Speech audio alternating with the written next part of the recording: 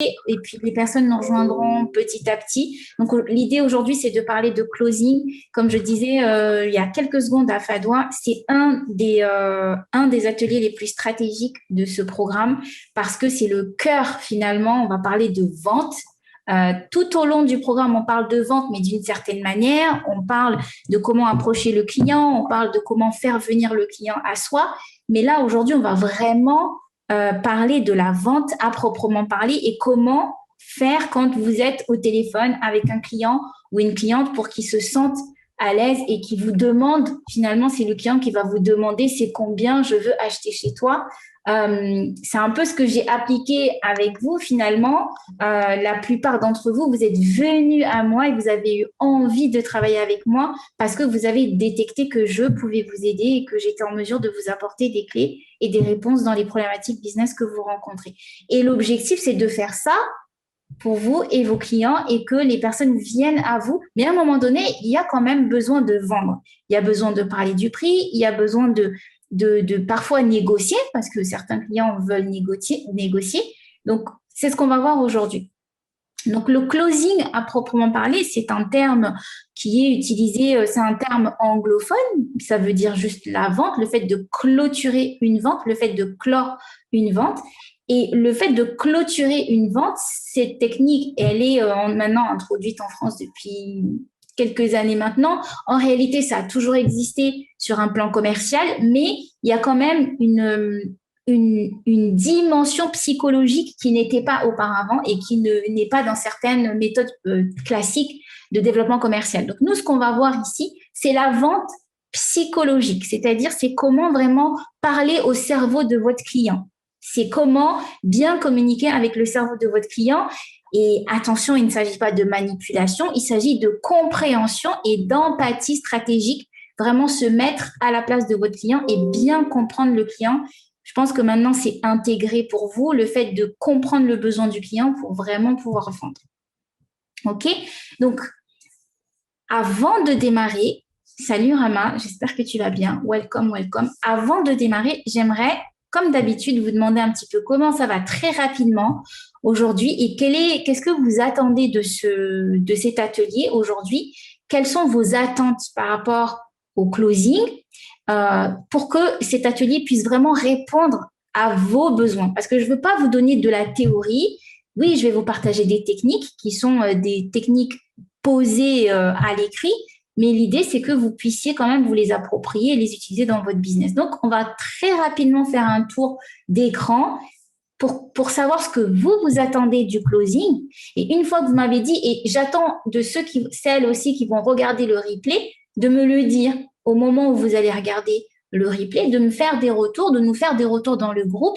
Qu'est-ce que vous attendez du closing? Et pour vous, c'est quoi le closing? Et qu'est-ce que vous attendez de cet atelier? Et ensuite, on fera un petit tour aussi de votre système de vente aujourd'hui, tel qu'il est, ce que vous avez posé en termes de vente. Et du coup, on fera le point, on ira visiter les pages de capture, les pages de vente si vous en avez, et on fera un petit point là-dessus. OK? Donc, l'atelier va se dérouler comme ça. Au début, là, tout de suite, vous me dites vos attentes par rapport à l'atelier, vos attentes par rapport au closing. Moi, je vous donne les éléments de closing. Comment est-ce qu'on close une vente? Ensuite, on va aller regarder votre système de vente. Et s'il nous reste un petit peu de temps, on peut commencer à s'entraîner. OK? Donc, se mettre en situation de closing. Je peux jouer le client, vous jouez le closer et ainsi de suite. OK? Et on continuera les simulations lundi. C'est bon pour vous? On se met en énergie? On y va. Qui veut démarrer? Qui veut démarrer? Go. C'est parti. Alors, on y va? Je ne veux pas dire oui, allez Lionel, oui, on y va, c'est Je viens parti. me lancer à l'eau. Oui. Je commence depuis peu de temps là, le closing et en fait, la question que je me posais ce matin, c'était comment est-ce qu'on peut faire lorsque quelqu'un nous répond, envoyez-nous un mail, on passera à la personne responsable en charge de votre affaire, sachant que je suis persuadé que le mail ne servira à rien et qu'il sera mis à la poubelle très facilement. Ok, très bien, je note. Et ça va être traité dans l'atelier. Ok, super. Il y a deux éléments. Donc, pour toi, tu voudrais savoir comment on fait quand quelqu'un nous répond, envoyez-nous en mail et on va en référer au responsable. Oui. Et moi, j'ai noté quelque chose chez toi aussi que tu ne m'as pas forcément dit de manière ouverte, mais que j'ai décelé dans ton non-verbal et dans le vocabulaire que tu as utilisé, surtout quand tu as dit, sachant que je sais très bien que ça va être jeté à la poubelle. Je reviendrai sur ça aussi. Donc, pour répondre à ta question, je répondrai à comment faire quand on nous dit envoyez-nous un mail. Donc, c'est une objection, on va traiter les objections. Et ce que tu m'as dit aussi. La Ok. posture n'est pas loin. On verra tout à l'heure. Et ok, on continue.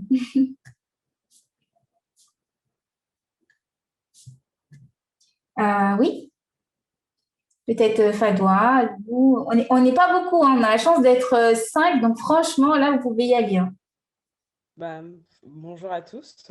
Hello. Ben, bonjour. Par rapport à ce qu'on avait, par rapport au closing, si on doit parler du closing ou même, j'ai pas de questions à proprement parler. Euh, j'ai pas de non, j'ai pas de questions à proprement parler. Ok. Si ce n'est peut-être si vous, voilà. Alors après, moi, j'utilise HubSpot comme outil pour mettre mes prospects et pour pouvoir suivre l'évolution des mails, etc. Mais je sais pas. Alors, bon, ma question est peut-être un peu bizarre, mais s'il y a, j'aimerais bien comparer avec d'autres outils. Si vous avez des noms d'autres outils, pour voir si Hmm, c'est performant enfin, celui qui me convient le mieux par rapport à mon activité notamment. ok, Voilà. ok, très bien. Sur les outils, oui.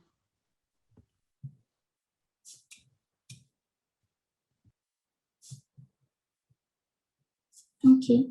Oui, Rama.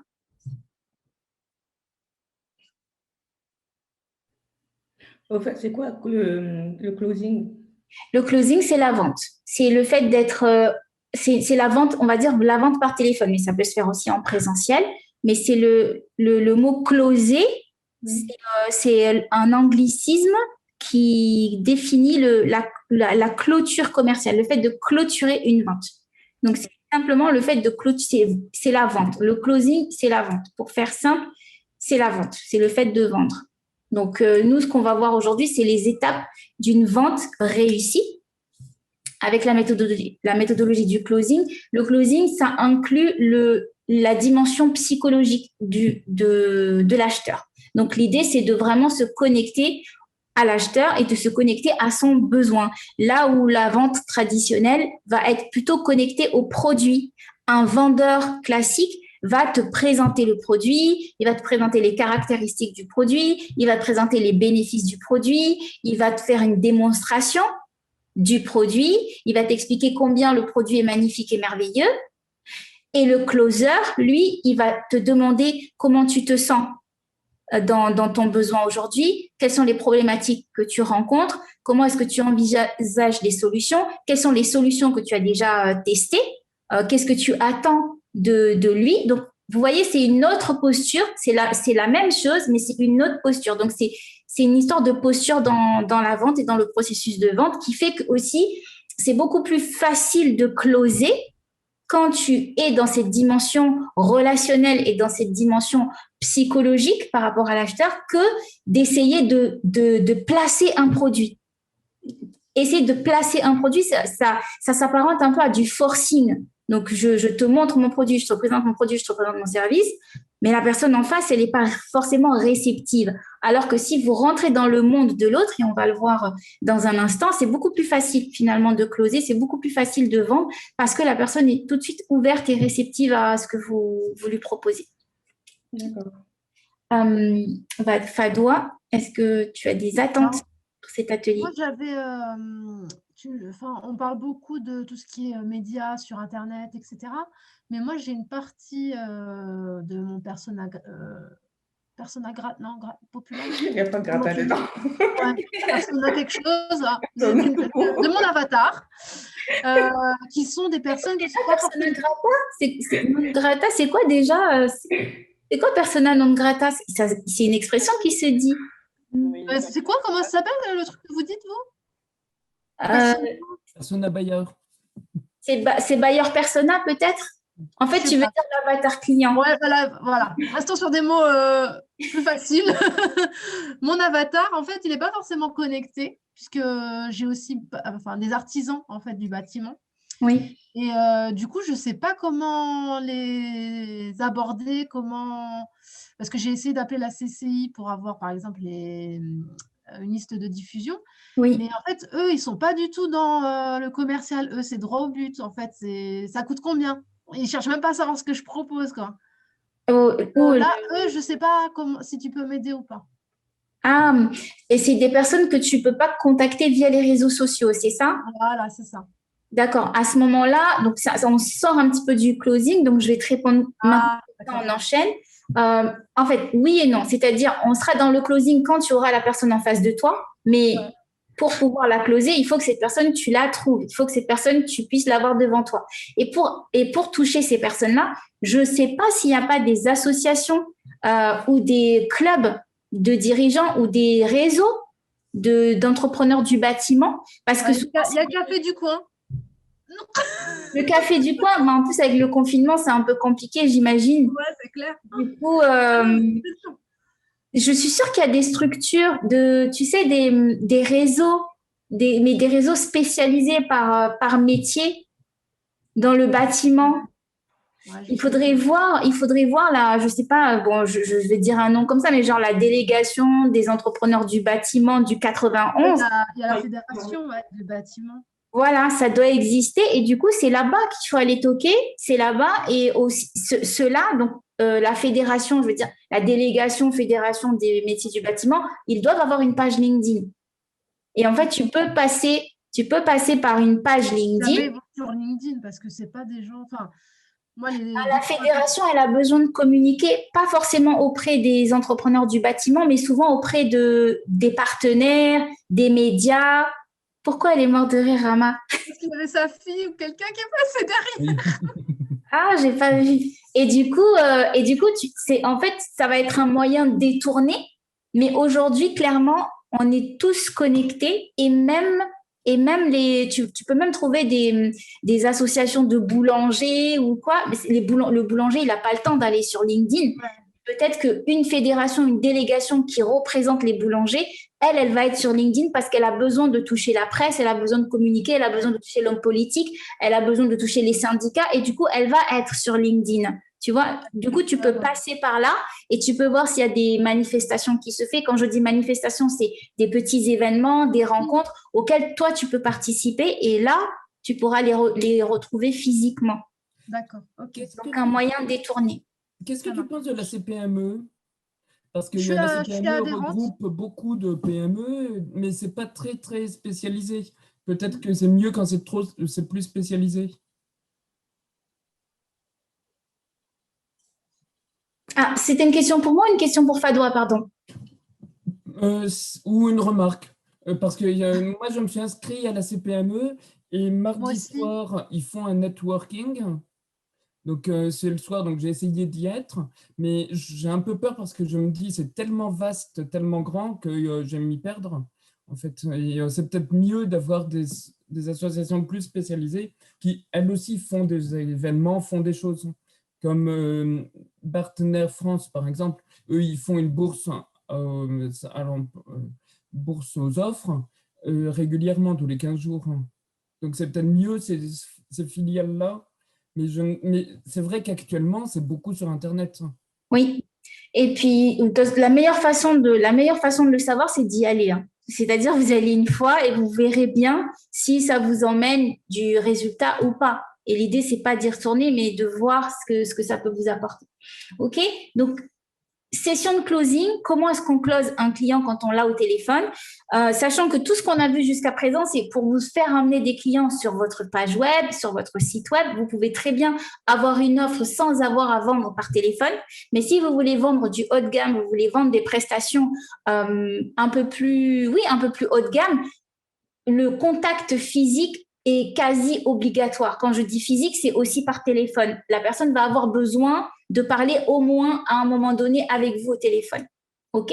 Donc, il y a 6 étapes de closing. Vous avez 6 phases de closing et ces 6 phases-là, il y a un ordre, c'est-à-dire vous pouvez pas commencer par la décision ou la solution ou la qualification. C'est d'abord l'intro. On va voir qu'est-ce qu'on met dans l'introduction de votre appel téléphonique. Là, on se met dans la peau d'un appel téléphonique, donc dans la situation d'un appel téléphonique. Vous avez la récolte d'informations, vous avez la qualification de vos informations, vous avez la prise de décision, et c'est là où je vais répondre à la question de Lionel, et vous avez la solution, ce que vous allez apporter, et ensuite la suite, évidemment, qu'est-ce qui se passe après. OK? Donc, en introduction, ce qu'on amène en introduction, ça s'appelle la connexion. Vous allez trouver un point de connexion avec votre client. Vous avez en amont récolté suffisamment d'infos, vous savez pourquoi cette personne vous appelle. Cette personne aussi sait pourquoi vous êtes au téléphone avec elle. Donc, précisément, c'est pas simplement appelez-moi, vous n'avez pas dit sur les réseaux sociaux, je vous laisse mon numéro, je vous laisse mon calendrier, prenons rendez-vous. C'est prenons rendez-vous pour une session diagnostique ou prenons rendez-vous pour que vous postuliez à mon offre de formation ou d'accompagnement. Donc, la personne, elle sait pourquoi elle vous appelle et pourquoi vous allez l'appeler. Donc, ça, c'est important. Ça fait partie des éléments qui vont débloquer l'achat. C'est-à-dire, si vous êtes avec une personne qualifiée, ce qu'on appelle un prospect qualifié, c'est pas pareil que si vous arrivez devant quelqu'un qui découvre ce que vous faites et qui sait pas pourquoi vous l'appelez. Là, on n'est pas dans l'appel à froid. On est vraiment dans un appel où la personne est motivée et elle connaît vos prestations de service. La seule chose qu'elle connaît pas, limite, c'est le prix et comment ça se déroule en détail. Mais tout le reste, elle sait. Elle sait ce que vous faites, elle sait ce que vous proposez, elle a une idée à peu près du prix, mais elle ne connaît pas exactement le prix. Vous voyez, donc la personne, elle est déjà mentalement et psychologiquement préparée. Et elle est préparée comment? De par tout le contenu que vous avez partagé en amont. Parce que quand elle prend rendez-vous chez vous, elle a déjà vu des vidéos de vous, elle a déjà lu peut-être un article de vous, elle a déjà vu une interview sur vous. En tout cas, elle est déjà informée sur vous et sur ce que vous proposez. OK? Donc, dans cette phase d'introduction, le plus important, c'est de créer des points de connexion entre vous et votre client parce qu'il faut que cette personne se reconnaisse aussi et s'identifie à quelque chose chez vous, soit vos valeurs, soit votre parcours professionnel, soit vous avez étudié dans le même type d'école, soit, je ne sais pas, vous avez tous les deux des enfants. En tout cas, trouvez des points de connexion. Bonjour, vous m'appelez d'où? Voilà, racontez-moi un petit peu votre parcours. Dites-moi un petit peu qu'est-ce qui vous emmène. Voilà, qu'est-ce qui vous a donné envie de m'appeler? Qu'est-ce qui vous a motivé à m'appeler aujourd'hui? Prenez la température de sa motivation pour créer des points de connexion. OK? Ensuite, vous allez récolter des infos. Récolter des infos, là, cette phase-là, c'est une des phases, si ce n'est pas la phase la plus importante du closing, parce que plus vous allez faire parler votre client, plus vous allez récolter d'infos, plus vous allez comprendre en détail ce qu'il est en mesure ce qu'il traverse comme problématique. Donc, récolter des informations en posant des questions. Oui, alors, mais dites-moi un peu plus. Qu'est-ce que vous entendez par ceci? Qu'est-ce que vous entendez par cela? Comment est-ce que ça vous est venu, ceci, cela? Donc, prenez de l'information, investiguez, mettez la casquette Colombo et posez un maximum de questions pour bien comprendre son problème. Parce que parfois, il va vous dire, oui, alors moi, j'ai besoin, je sais pas, donnez-moi une problématique chez vous. Je voudrais trouver un maquilleur pour mon mariage. OK? Je cherche quelqu'un pour me maquiller. Mais si ça se trouve, ça fait 6 mois qu'elle cherche, elle a parlé à 100 prestataires et en fait, elle a peut-être un problème de peau, elle est pas trop à l'aise, elle fait pas confiance, elle a peur des produits. Et ça, vous pouvez pas le savoir si elle vous dit « je cherche un maquilleur », par exemple, Lou, tu pourras pas le savoir tout de suite. Tu vas le savoir en discutant et en investiguant vraiment son problème, en mettant le doigt sur le vrai problème. Donc, cette phase de récolte d'informations, on va le faire quand on va être en simulation, c'est une des phases primordiales et vraiment importantes où vous devez être totalement à l'écoute et vraiment mettre vos œillères pour bien récolter l'info et bien comprendre le besoin de la personne. Ensuite, il y a la qualification. La qualification, c'est le fait de reformuler Donc, une fois que vous avez récolté l'info, vous allez la ressortir pour vous assurer que vous avez bien compris cette information. Et c'est pas pendant que la personne est en train de parler. C'est vraiment, il y a la phase où elle parle. Elle parle. Et pendant qu'elle parle, vous lui posez des questions pour la faire parler encore plus, pour creuser, pour affiner, pour zoomer sur certains mots qu'elle aura dit. Une fois que vous avez fini de lui poser les questions, vous allez reformuler. OK, donc si je comprends bien, aujourd'hui, votre problématique, c'est ceci, cela. Tout à l'heure, vous m'avez dit X, Y. J'aimerais bien savoir si j'ai bien compris que c'est bien ceci, cela. Vraiment reformuler tout ce qu'elle a pu vous dire, toutes les informations qu'elle a pu vous donner et clarifier les zones d'ombre. Ensuite, il y a la prise de décision. La prise de décision, elle a deux moments. Il y a le moment où vous allez commencer vous allez poser la base, vous allez faire l'intro, vous allez poser le cadre de votre appel. Vous allez vous assurer que vous êtes bien avec le décisionnaire.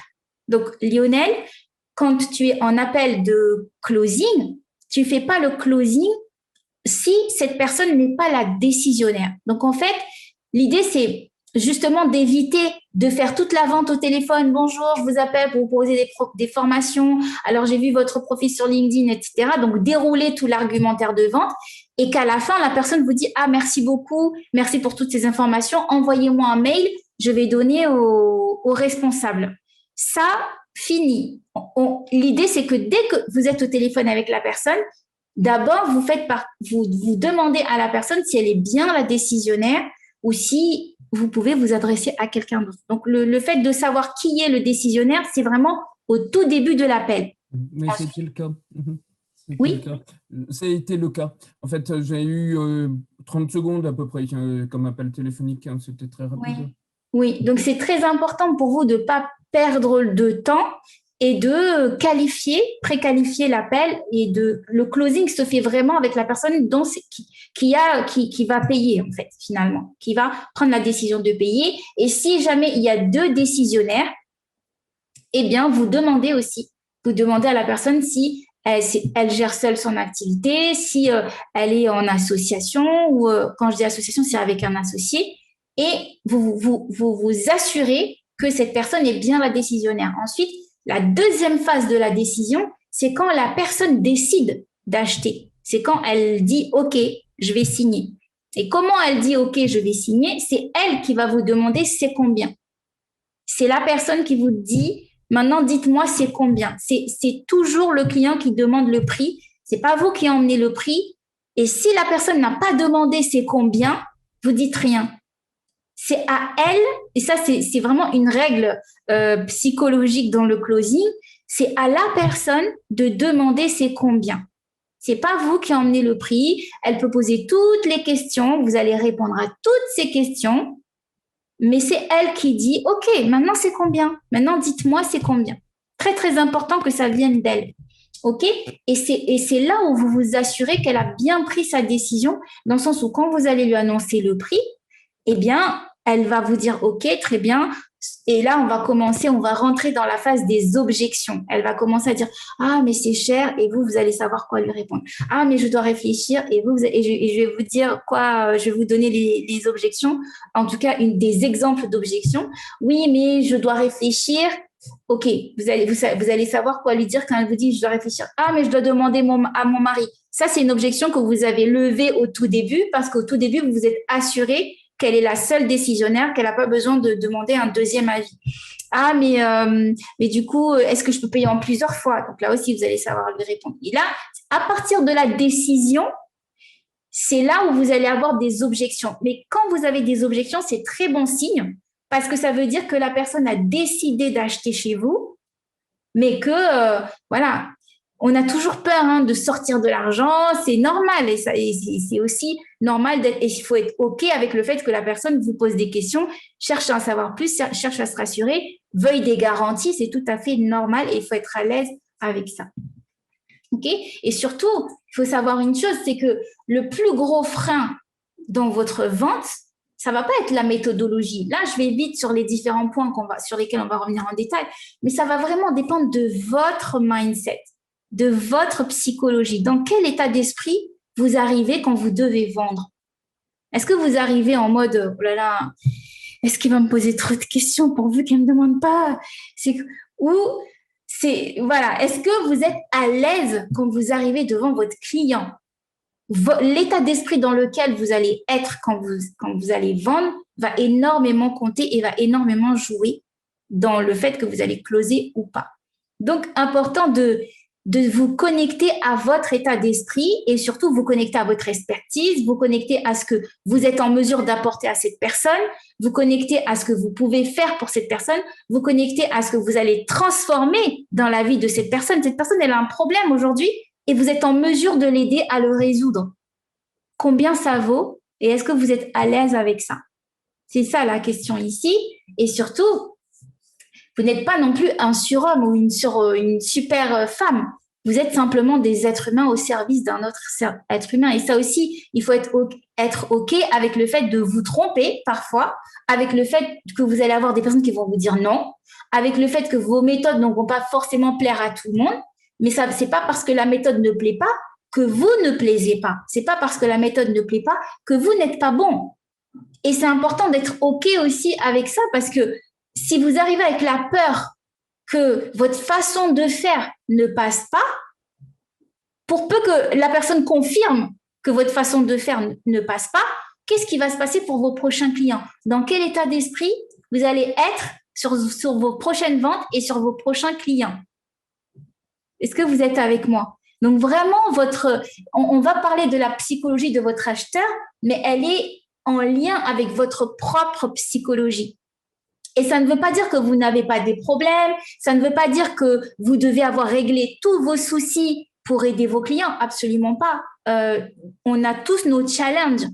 Mais l'idée, c'est justement, vous avez vos challenges à côté, mais quand vous êtes avec votre client, vous êtes au service de votre client, pas au service de vos problèmes. Et vos problèmes n'impactent pas votre façon d'être, vos problèmes n'impactent pas votre professionnalisme, vos problèmes n'impactent pas la qualité du service que vous allez apporter. Mais tout ça, ça se reflète dans la façon de vendre. Si dans votre vente, vous êtes pas sûr de vous, vous n'êtes pas assuré, c'est que voilà, vous avez des choses en tête qui vous travaillent, ça impacte le résultat de la vente. On est d'accord? Vous êtes avec moi? Donc, l'idée, c'est déjà ça, de se connecter à votre propre psychologie, à votre propre mindset. Je pense que là, à 5 semaines du programme, on commence à intégrer pas mal de choses. Et l'idée, c'est que quand vous allez arriver devant votre client, OK, il y a des challenges à côté. OK, il y a des choses qui fonctionnent pas encore vraiment comme je veux. Mais là, moi, je suis au service de mon client. Et c'est mon client au centre. Et je vais parler à mon client et je vais parler aux problèmes de mon client. Donc, vraiment dissocier tout ça. OK?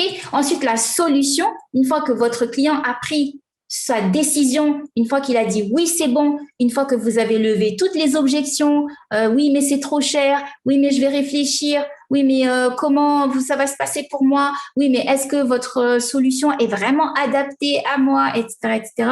Une fois qu'il a pris sa décision, vous allez lui apporter la solution, c'est-à-dire vous allez décrire votre produit, votre service et comment ça va se dérouler. Là aussi, un peu comme pour la décision, ça se passe en 2 phases. La première phase, c'est pendant l'échange, ils vont vous poser des questions sur « oui, mais votre produit, c'est comment ?» et vous allez donner des éléments. Et à la fin, quand il va dire « ok, d'accord, je signe », vous allez lui redire comment est composé votre produit, de quoi il va bénéficier, qu'est-ce qui va se passer, comment ça va se dérouler et ensuite la suite. Donc, le suivi, vous allez soit signer un contrat, préparer un contrat, faire une page de vente, lui donner un lien de paiement, vous assurer que le paiement est pris, faire la facture, tout le process. On ne lâche pas le client simplement parce qu'il a payé. On l'accompagne jusqu'au bout et on reste bien avec lui avant même le début de la prestation. Ok, c'est tout ça le closing. Ce sont ces 6 étapes que je remets ici. Et ces 6 étapes prennent en compte votre psychologie et la psychologie de votre acheteur. Il y a dans la librairie le Closing Mastery, donc il y a un petit PDF, je vous l'enverrai avec le replay, un petit PDF sur le Closing Mastery pour ceux qui ne l'ont pas, celles qui ne l'ont pas, et je décris vraiment étape par étape dans le détail le closing. C'est quoi l'étape de l'intro, c'est quoi l'étape de l'intro, c'est quoi l'étape de la récolte d'informations, la qualification, jusqu'à la suite. Et vous avez des exemples d'objections qu'on va voir ici. Je vais vous en donner quelques-uns. Des objections, donc ce que le client peut dire et qui peut parfois freiner. Et je sais que c'est en général à ce moment-là que beaucoup d'entrepreneurs qui ne maîtrisent pas le closing vont perdre un peu leurs moyens et se dire « Ouais, mais là, c'est bon, il ne va pas acheter. » Et alors, je vous donne quelques… Je me mets sur les objections. Voilà. Exemple d'objection. Est-ce que ça va jusqu'ici, ce qu'on a vu là? Est-ce qu'il y a des questions par rapport à ce qu'on a vu? Est-ce que vous vous sentez de le faire, de suivre ces étapes avec un client au téléphone?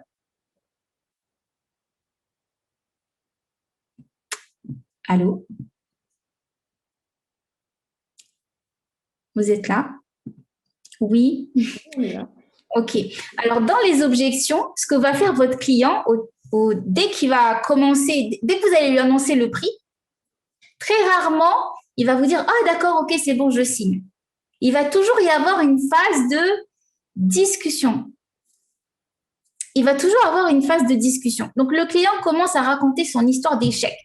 Ça vous est peut-être déjà arrivé où vous avez un client qui va vous dire « Oui, mais moi, j'ai déjà acheté telle et telle prestation, j'ai déjà fait telle et telle chose, ça n'a pas marché pour moi. » Il va commencer à vous raconter son vécu, ses douleurs, son histoire.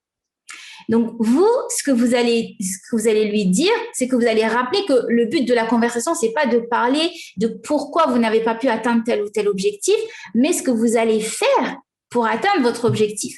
J'ai conscience que vous êtes passé par différentes expériences qui ne sont pas de mon fait. Moi, mon but ici, c'est de vraiment vous aider à atteindre votre objectif. Mais votre client, lui, il est bloqué sur oui, mais j'ai déjà commencé, j'ai déjà fait ceci, j'ai déjà fait cela. Je vais pas encore dépenser de l'argent. Je suis pas sûre de pouvoir. Alors, qu'est-ce que vous faites à ce moment-là? Vous allez lui apporter des preuves sociales de ce que vous avez déjà réalisé. Donc, j'ai déjà votre problématique, j'ai déjà fait la même chose avec tel et tel client. Et si vous n'avez pas fait la même chose avec tel et tel client, vous pouvez lui poser la question. Puisque nous sommes au téléphone ensemble en ce moment, vous avez des questions auxquelles je peux répondre ou encore des précisions à me demander sur mon programme. Parce que lui, il va vous raconter des choses qu'il a vécues auparavant, mais vous devez l'emmener vers votre programme. Donc, vous pouvez lui demander de vous poser des questions sur le programme. S'il commence à vous dire oui, alors moi j'ai déjà pris un prestataire de paye, de gestion de la paye et franchement ça s'est pas bien passé. Je veux pas revivre la même expérience. Très bien, j'entends. Est-ce que vous avez des questions sur ce que j'ai pu vous présenter jusqu'à présent? Ramenez à votre offre à vous. Donc, comme je vous le disais, voici ce que nous allons faire ensemble. Est-ce que ça vous semble clair? Est-ce que c'est OK pour vous? Ramenez à votre prestation, recentrez sur votre prestation.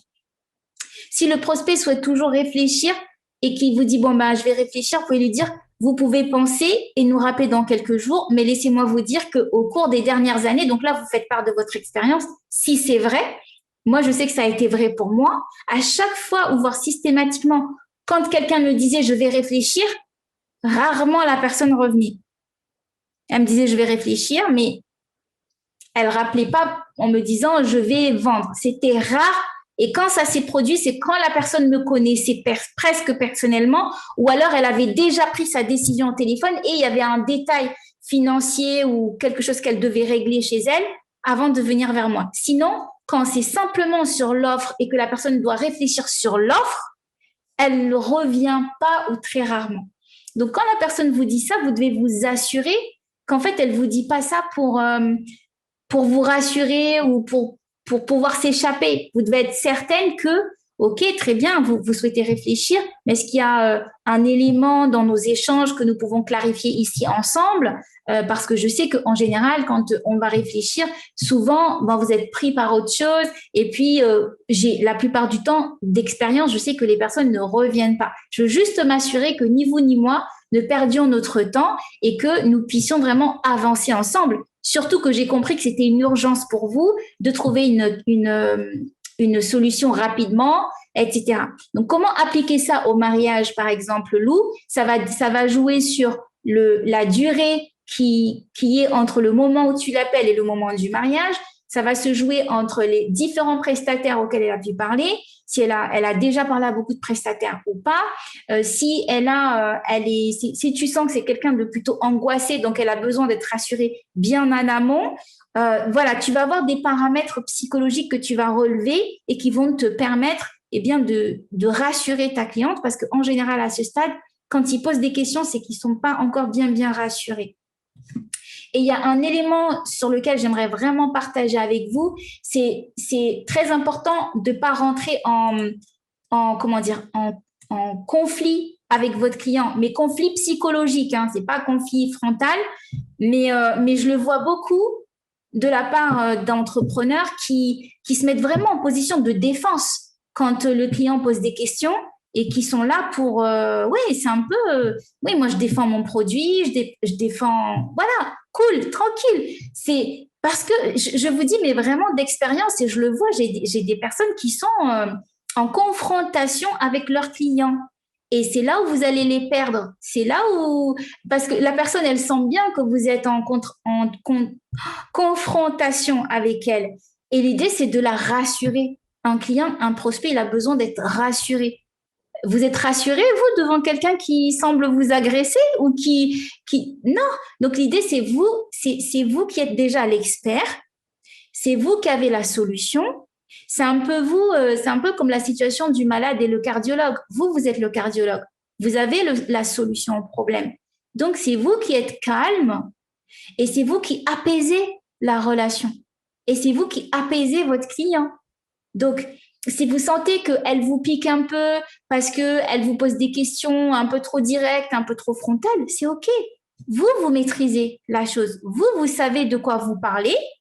Et donc, il n'y a pas de raison de sortir de vos gonds d'une manière ou d'une autre. Bien au contraire, vous allez rassurer votre cliente en lui posant des questions, en vous assurant qu'elle a bien compris ce que vous êtes en mesure de lui apporter et en vous assurant que vous avez bien compris ce qu'elle recherche. Du coup, vous allez reformuler ce qu'elle recherche pour bien continuer de matcher son besoin et votre offre. Welcome back, Lionel. Ce que je vous propose maintenant, c'est d'appliquer, parce que là, ça peut sembler théorique, mais c'est d'appliquer. Donc, je vous propose qu'on joue le rôle. Je vais jouer le rôle du closer au début. Comme ça, vous voyez les différentes étapes. Ensuite, l'un d'entre vous va jouer le rôle du closer et ensuite, on va passer sur les sites web. OK? Qui veut jouer le client?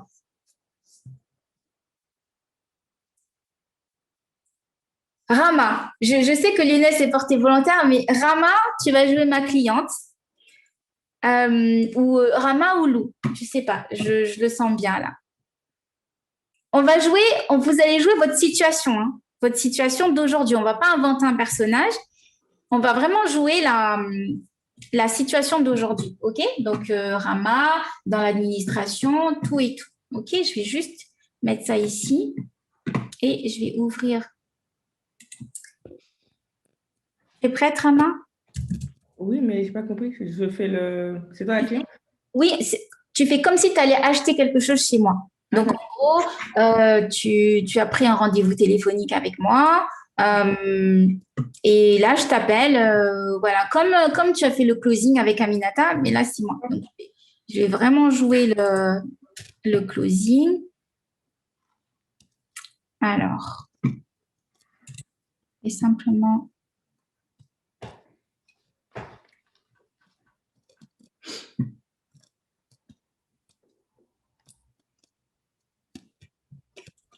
Je cherche mon...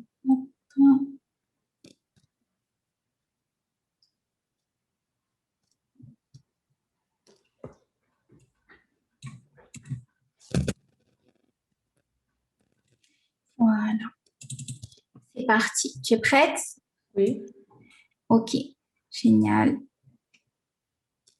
Donc, oui, allô, bonjour. Bonjour. Oui, bonjour. Je suis bien avec Rama Aïssatou. Oui, c'est moi. Oui, enchantée, Henri Hassanimzé du réseau YouStart. Vous avez Enchantée. pris rendez-vous avec nous aujourd'hui. C'est bien ça, vous avez pris rendez-vous avec nous pour le closing Mastery. Oui, c'est bien ça. Tout à fait, très bien. Alors, je suis enchantée de faire votre connaissance parce que j'ai vu un petit peu votre parcours au sein des questions que vous avez répondues sur notre questionnaire. Et si vous voulez bien, on va un petit peu mieux faire connaissance encore. Est-ce que vous pouvez me dire un petit peu où est-ce que vous êtes en ce moment et ce qui vous a motivé à passer cet appel aujourd'hui? Où je suis lancée dans mes activités, c'est ça? Oui, Donc, moi, j'ai débuté il y a déjà à peu près 2 ans. Donc, j'ai quelques clients déjà, mais j'aimerais en acquérir davantage. oui, très bien. Donc, voilà, me Domaine développer plus, au d'activité. fait. Vous êtes dans quel domaine d'activité? Je suis assistante indépendante dans l'administratif. Très bien. Vous m'avez dit que vous aimeriez avoir un peu plus de clients. Ce Oui, serait de l'ordre de combien de clients? Par mois, par an, par semaine? par mois, 4 par mois.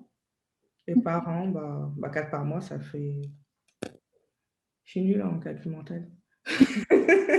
Super. C'est très bien parce que ça va nous emmener vers votre objectif, parce que l'idée, c'est de connaître votre objectif financier dans Oui, tout ça. Donc, dans 12 mois, on est dans 12 mois, vous atteignez un chiffre d'affaires idéal de combien? 100 000 euros. Ok. 100 000 euros. Donc, si on fait le calcul de 100 000 euros et à hauteur de 4 clients par mois, ça nous emmène à combien à peu près? 4 clients par mois. Après, ça dépend du nombre de prestations qu'ils me prennent dans le Oui. mois. Oui. Donc, s'ils m'en prennent 4 par mois, je sais plus tout ça.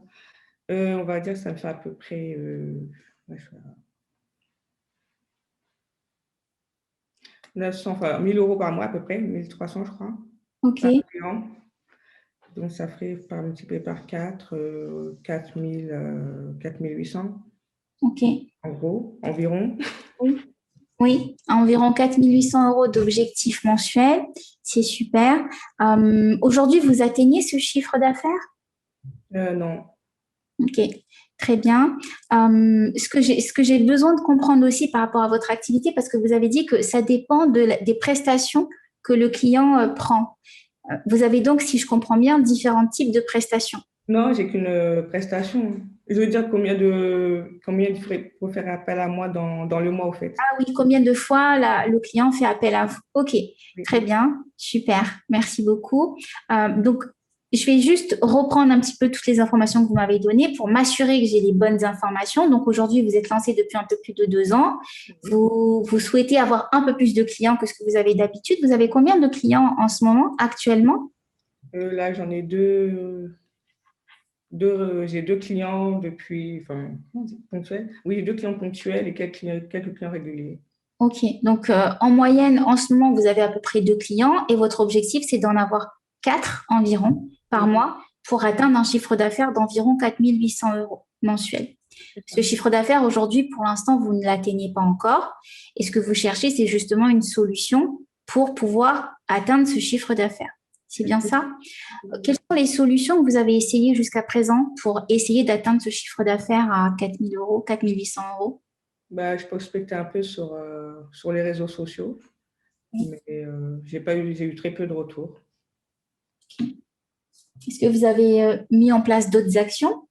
Non, Est-ce que vous savez à peu près à quelle fréquence vous prospectez sur les réseaux sociaux actuellement? à peu près 2 fois par semaine. Très bien. Super. Merci beaucoup. Toutes ces informations me permettent, moi, de comprendre un petit peu votre univers, de comprendre les actions que vous avez mises en place, de voir si nous pouvons vraiment vous aider et de voir là où vraiment nous pouvons vous aider. Donc, je trouve ça vraiment super comme projet, en tout cas, parce qu'on a beaucoup d'entrepreneurs qui sont qui ont à peu près les mêmes objectifs que vous. Oui. Donc, ça, c'est plutôt, en termes de collaboration, ça commence à matcher. Donc, vous avez cet objectif à présent à atteindre. Est-ce que vous réussissez ou comment est-ce que vous pensez trouver des clients par ailleurs? Bah, Bah, vu que là, il y a le Covid, sinon, ce serait plus aller dans des salons d'entrepreneurs. Oui. Est-ce que vous Et avez d'autres idées pour trouver des clients en dehors des réseaux sociaux ou peut-être sur les réseaux? Vous êtes sur tous les réseaux aujourd'hui? je suis sur Facebook, Instagram et LinkedIn. Mais Instagram, j'ai débuté il y a quelques temps, je regarde comment ça se passe. Oui. J'ai vu qu'il y avait la concurrence qui était aussi sur Instagram, donc je regarde comment ça se passe. Mais Oui. j'ai pas beaucoup de posts sur Instagram. Ok. En termes de fréquence, vous m'avez dit que vous êtes posté à peu près 2 fois par semaine. C'est sur tous les réseaux que vous postez 2 fois par semaine? En général, c'est sur Facebook. Ok. Très bien. Et sur Parfait. LinkedIn, je ne sais pas quel genre de post faire justement sur LinkedIn. Je ne sais pas si c'est le même genre de post que sur Facebook. Ok. Donc aujourd'hui, vous ne savez pas si vos contenus sont adaptés par Oui, rapport au réseau que vous utilisez. Ok. Très bien. Est-ce que vous pouvez me décrire le parcours de votre client? Par quoi est-ce qu'il passe pour acheter chez vous? bah, on passe par une prise de contact téléphonique. Oui. Donc, j'explique mes services et tout. Et puis, si jamais il est venu vers moi par rapport à un besoin, je lui demande quelle était sa problématique. Et puis, on essaye de trouver une solution. Et de là, bah, j'essaye de clôturer, enfin, de clôturer la vente. Ok, très bien. Donc, simplement, le client voit une publication sur les réseaux sociaux et puis il passe par un appel téléphonique pour que vous puissiez closer vos ventes. Oui, c'est ce que j'ai mis en place. Sinon, j'ai aussi un site web. Oui, Et je crois qu'il y a un formulaire de contact dessus, mais je ne le mets pas assez en avant, en fait. d'accord. Pourquoi? Je sais pas, j'ai pas encore testé cette méthode, en fait. Ok, très bien. Donc, il y a quand même déjà un formulaire de contact sur le site web. Mais ça, j'ai pas testé, j'ai pas vu comment, si on le remplissait, comment moi je le recevais, tout ça, j'ai pas vu, enfin, faut que je voie, au fait, comment. Hmm, ok. Euh, donc là, votre objectif est vraiment d'aller chercher, je ne sais plus si je t'ai vous voyé ou tutoyé avant. Euh, je suis tellement dans mon personnage. Mais du coup, je t'ai tutoyé ou vous voyez avant? Moi non plus. Dans le cadre de l'appel. Du coup, Oui, vous voyez, je pense. ok. Aujourd'hui, vous avez un objectif de 4 clients par mois. Oui. Combien de temps est-ce que vous aimeriez mettre avant de réussir à atteindre cet objectif? C'est-à-dire combien de temps vous vous laissez pour atteindre cet objectif? 2 mois, enfin. Ok, d'ici 2 mois, vous aimeriez être tranquille sur votre chiffre d'affaires et avoir réussi à faire 4 clients par mois. Très bien. Pourquoi 2 mois? Bah, le temps que, je sais pas. Le temps de poser ma nouvelle stratégie commerciale et marketing. Ok. Et Quand je sais est-ce que le temps que le client voie, faut qu'il me voie, enfin, que je me rende visible déjà sur les réseaux sociaux, qu'il Oui, me connaisse avant qu'il passe à l'action. Donc, je sais que ça prend du temps, tout ça. oui, tout à fait. Et dans combien de temps vous aimeriez mettre en application votre stratégie de communication, votre stratégie marketing? Euh, bah, je ne peux pas dire le plus vite possible parce que là, je vais aller en vacances, au fait. Donc, du coup, je ne pourrais pas tout de suite là. Mais dans un monde idéal, ce serait le plus vite possible. Voilà, c'est ça. Ok, très bien. Ça, c'est très important. Je fais une parenthèse. C'est important d'obtenir ce type de réponse de la part du client. Quand vous lui demandez dans combien de temps vous aimeriez lancer ça, il faut que le client vous dise le plus vite possible ou maintenant. Et en fait, dans la manière dont j'ai amené la chose, elle avait envie de dire le plus vite possible, genre maintenant. Mais après, elle s'est souvenue que dans sa vie, là, elle va partir. Mais vous voyez, c'est là où vous devez emmener votre client. Et surtout, tout le long de l'appel, à aucun moment j'ai parlé de moi, de mon produit, de ma marque. On est centré sur son besoin. On va investiguer sur le besoin du client. Et ça, c'est ça le closing en fait. C'est vraiment se mettre dans la peau du client, dans la situation du client et cherchez à le comprendre le maximum. J'ai un script que je vais vous partager. Il est déjà dans le Closing Mastery, mais je pense que sans script, vous pouvez le faire. C'est-à-dire, quand je dis script, c'est les différentes étapes et ce que vous pouvez dire, les différentes questions que vous pouvez poser. Mais c'est quelque chose que vous pouvez adapter à vous. Mais avant de vous donner un script, c'est déjà comprendre ce qui se passe, le concept. Vous voyez, dans tout le long de l'appel, là, elle va me dire le plus vite possible. Donc, moi, je vais continuer à lui poser des questions là-dessus jusqu'à ce qu'elle me dise, OK, bon, est-ce que vous pouvez me dire c'est combien?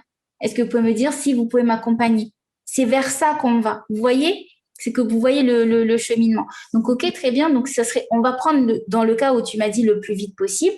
Donc, très bien. Donc, là, vous m'avez dit que vous aimeriez démarrer le plus vite possible. Est-ce que vous avez pensé à quand exactement vous aimeriez vous lancer dans cette recherche de nouveaux clients et de trouver vos 4 clients par mois?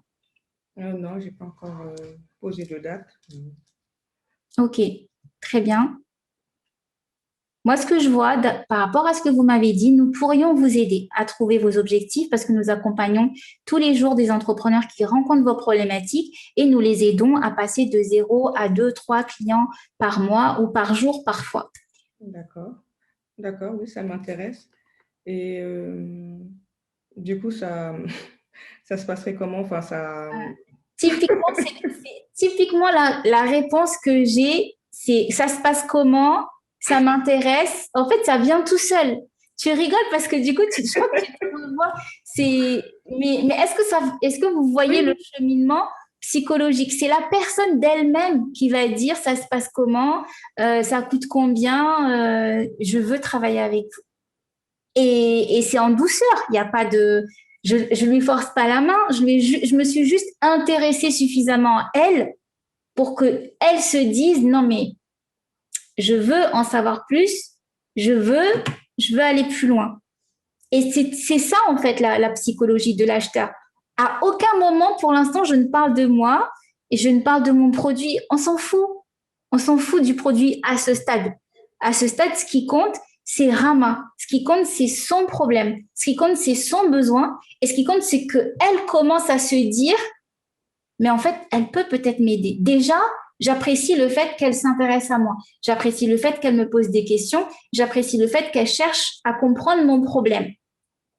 Et déjà, ça, c'est un point que vous marquez. Parce qu'une fois que la personne se dit ça, qu'est-ce qui se passe? Elle va commencer à s'intéresser à vous. Et c'est là qu'elle dit, ça m'intéresse. Et c'est là qu'elle dit, je veux en savoir plus. Mais si vous commencez par parler de votre produit, même si elle vous dit, même si au début de l'appel, la personne vous dit, alors expliquez-moi ce que vous faites, dites-moi votre expertise, etc. Vous pouvez reprendre la main et dire, OK, très bien, avant de vous parler du produit, j'ai besoin de savoir si votre besoin correspond à ce que nous pouvons rechercher. Vous réinversez la conversation et vous la rebasculez sur elle. OK? Est-ce que ça fait sens pour vous? Est-ce que vous vous voyez là en train de closer? Oui. Donc là, elle me demande, ça coûte combien? Donc, je vais te dire le prix, madame. C'est 5 000 €. Notre prestation est à 5 000 € pour 12 mois. 12 mois? Je peux payer en plusieurs fois? Oui, c'est possible jusqu'à 4 fois maximum. D'accord. Ça ferait combien 4 fois? C'est 1 200 €. Fadoua, t'es pas forte en chiffres?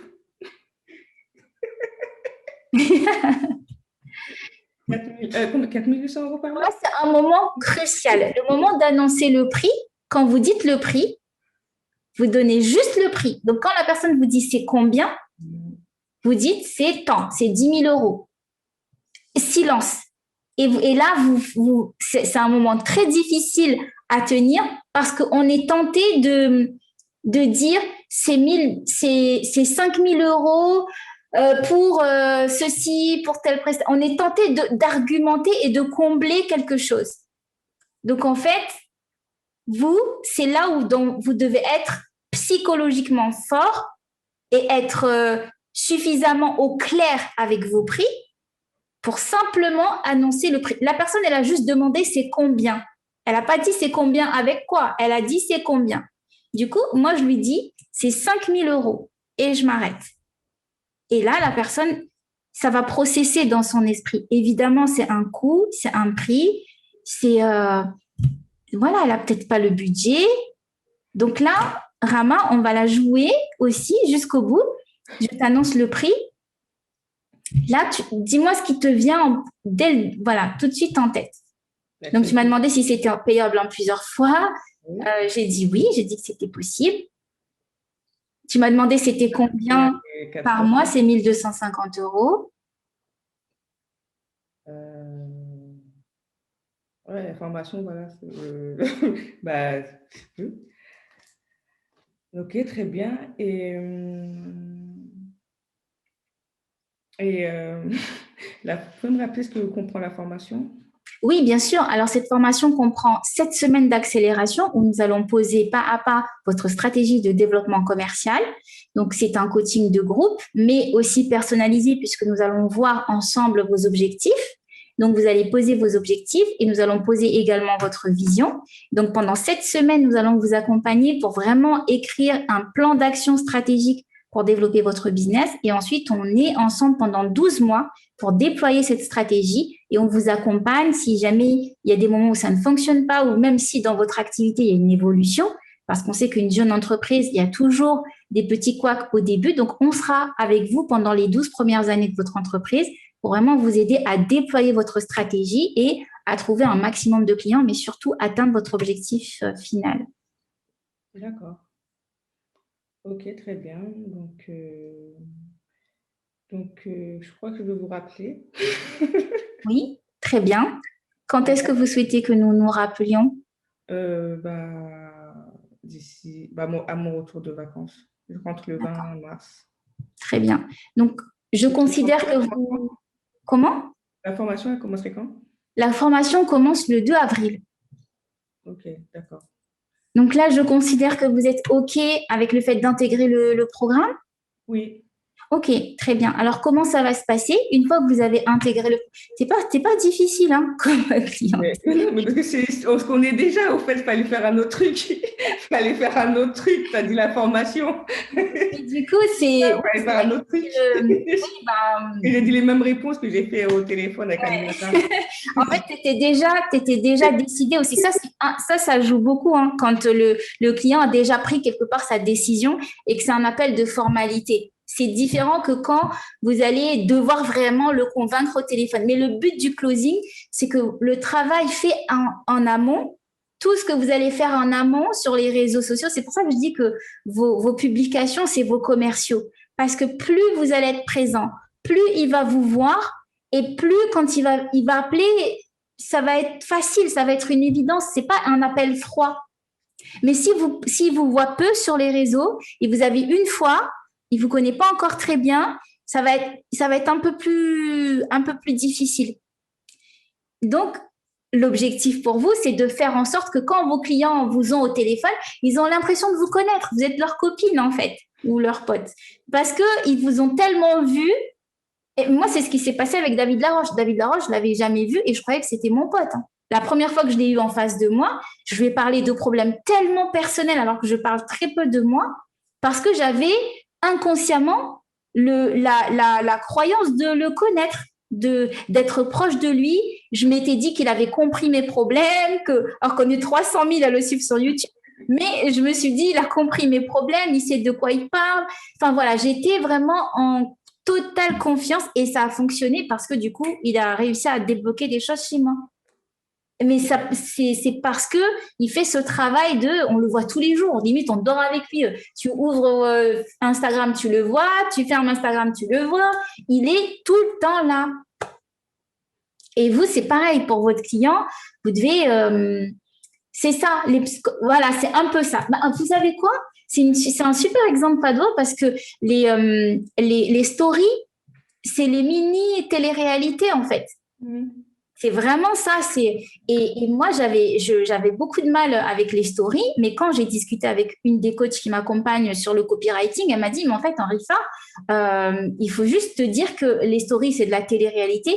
Et les gens, même s'ils vont te dire qu'ils ne regardent pas, on a tous un truc de... Voilà, il y a quelque chose qui nous appelle dans la télé-réalité. Donc, les stories, c'est ça qui fait le succès des stories. Donc, vous jouez avec ça.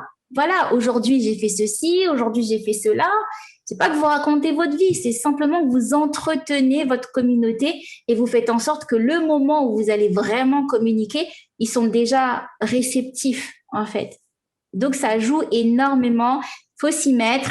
Oui, les réseaux nous tiennent un peu, voilà, on est menottés, mais c'est un peu par là qu'on doit passer aujourd'hui, surtout avec les histoires de confinement, pour pouvoir être vraiment visible. Donc là, la cliente était plutôt facile, mais en termes d'objection, qu'est-ce que vous avez eu, vous, comme objection? Voilà, vous avez quelqu'un qui est intéressé, vous avez quelqu'un qui vous a contacté. Partagez des objections que vous avez eues et que du coup, c'est un petit peu coincé. Oui, Fadwa. Moi, on m'a dit, par rapport à mes prestations, qu'en gros, ils ont déjà eu affaire à un prestataire aussi qui leur a vendu du rêve et qu'ils n'y croient plus. OK. Donc là, quand on vous parle d'une ancienne expérience, votre objectif à vous, c'est de ramener, voilà, de dissocier, de dire, OK, j'entends ce qui s'est passé, sauf que c'est un prestataire, j'en suis un autre. Je ne connais pas la prestation de cette personne, je ne connais pas la façon de travailler avec cette personne. Ce que je peux vous dire et ce que disent mes clients aujourd'hui, c'est ça, c'est ça, c'est ça. Vous avez différents témoignages de mes clients, c'est ça, c'est ça, c'est ça. Effectivement, la référence des anciens clients. Voilà. Là, vous pouvez parler de votre preuve sociale et vous pouvez parler de votre façon de procéder, de comment ça se passe et comment lui, il s'assure que ça se passe bien. Vous devez avoir un système de suivi, vous devez avoir une checklist, vous devez vraiment… Là, il a besoin d'être rassuré.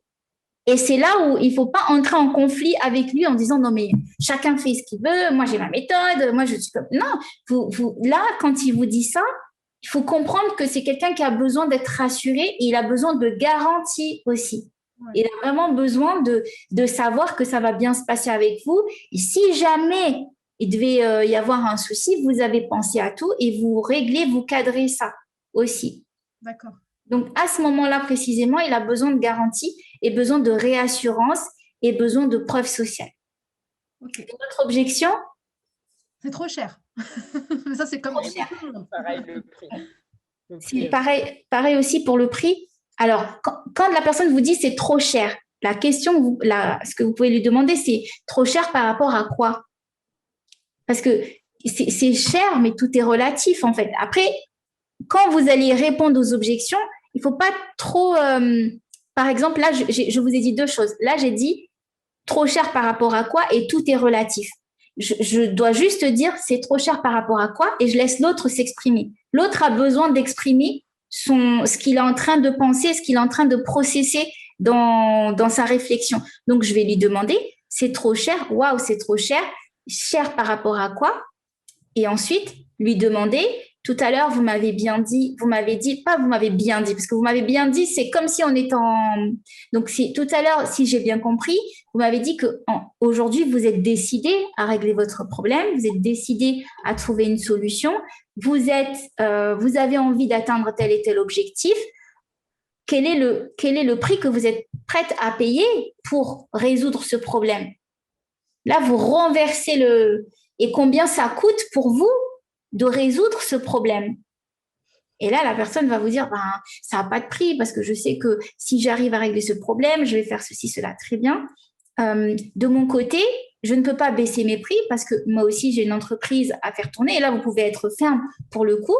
Donc, j'ai une entreprise également à faire tourner. Mais ce que je souhaite plus que tout, c'est pouvoir vous aider. Je sais que je peux vous aider et je pense que vous avez compris que je peux vous aider. Qu'est-ce qu'on fait? Et là, vous lui reposez la question. Et là, elle va essayer de négocier. Mon prix, il comprend. Et là, vous détaillez votre prestation. Tant d'heures passées avec vous, tant de suivi, tant de contenu, et là, vous détaillez et vous attendez. OK, d'accord, je vais réfléchir et je reviens vers vous. Très bien. Combien de temps il vous faut pour prendre votre décision pour pouvoir… régler le problème que vous m'avez dit. Surtout, alors là, je pense à Fadwa et même peut-être Rama, vos clients, ils ont des deadlines. Et même Lou, elles ont des deadlines par rapport aux préparatifs. Voilà, tout ne va pas se faire à la dernière minute. Ils ont des obligations légales aussi. Donc, très bien, j'entends que vous souhaitez réfléchir. nous sommes le 20 du mois. Est-ce que vous avez déjà une solution pour vos futures fiches de paye, les fiches de paye de la fin de ce mois-ci? Auquel cas, très bien, nous pouvons attendre le début du mois prochain pour continuer les échanges. Autrement, si c'est pour ce mois-ci, sachez qu'il y a un besoin, il y a besoin de temps légalement pour, donc là, vous jouez d'un argument qui est réel. Et pareil pour les préparatifs du mariage. Alors, combien de temps il vous faut pour réfléchir? Bon, si on est 1 an et demi à l'avance, c'est pas le même objectif que si on est 3 semaines avant le mariage. Mais si par exemple on est 3 semaines avant le mariage, toi, Lou, tu as des process à mettre en place. Tu donnes des conseils pour que la peau soit belle et ça se fait pas du jour au lendemain. Du coup, peut-être que tu vas dire à ta cliente, alors moi, j'ai un petit programme qui vous permet d'avoir une belle peau, une peau de pêche avant le jour J, mais pour ça, il y a besoin d'au moins 15 jours de maturation des produits, etc. Donc là aussi, pareil, ça reste un argument. Et si on est très, très longtemps à l'avance, il faut trouver d'autres arguments pour la faire réfléchir et lui dire que tu as besoin aussi de garanties de sa part. Autant toi, tu es prête à l'accompagner, mais autant tu as besoin qu'elle s'engage dans les préparatifs de son mariage parce qu'il y a tout un processus avant la prestation. Et puis, je vais te dire, même au-delà de ça, sur une activité comme la mienne, en fait, c'est très simple. Les dates, les mariés se préparent 1 an à l'avance. Moi, j'ai des mariages qui sont bookés en 2022. Donc, si vous ne réservez pas, enfin, moi, je ne peux pas laisser malheureusement, je ne peux pas laisser les dates ouvertes ad vitam aeternam. C'est-à-dire qu'il y aura certainement une autre personne qui bloquera la date à ce moment-là. Donc, c'est même... sans même que j'ai à intervenir, en fait, c'est les mariés entre elles qui finalement se cannibalisent les dates. Ouais, voilà. Donc, tu as l'argument parfait quand la personne te dit « Ah, je vais réfléchir et tout, très bien, parfait. » Et aussi, ça joue sur vous vous souvenez les leviers émotionnels qu'on a vus, l'effet de rareté. Le fait que vous n'êtes pas forcément accessible tout le temps, et c'est vrai, vous avez une vie, vous avez votre entreprise, et donc c'est pas j'appuie sur un bouton, Lou, elle se présente. Non, il y a aussi le fait que je réserve auprès de toi parce que ton temps, tu le donnes aussi à la personne, aux gens que tu choisis, à qui tu choisis de le donner. C'était pas le supermarché, quoi. Donc il y a ça aussi à intégrer dans l'esprit des clients. Est-ce que vous avez d'autres objections qui vous viennent en tête? Donc, on a vu c'est trop cher, on a vu je vais réfléchir. Il y a quoi d'autre que les personnes peuvent vous dire et qui peut un peu vous bloquer sur le moment?